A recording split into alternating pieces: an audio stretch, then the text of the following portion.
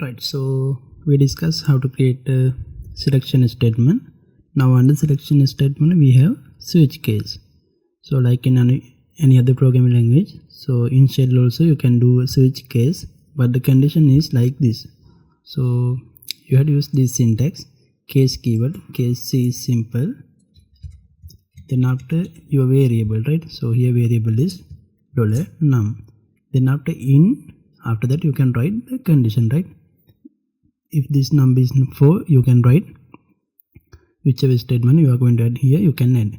Then after double semicolon, next condition. So this double semicolon is like a break keyword in other programming language, right?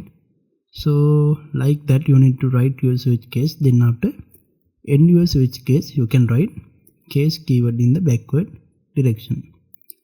So I'm going to do one example.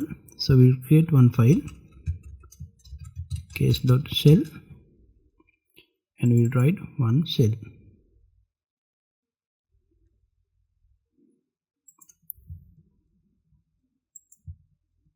Okay, I'm going to add shebang line.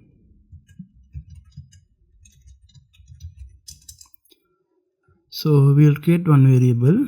For example, I'm going to create fruit, which will be original equal to banana. Now I'm going to write a case variable for the fruit variable in, then after our condition, right? If this fruit is equal to apple, on that time I can write echo apple found, or else then after we are writing break keyword, next condition what? I'm going to write banana, so we had to use banana,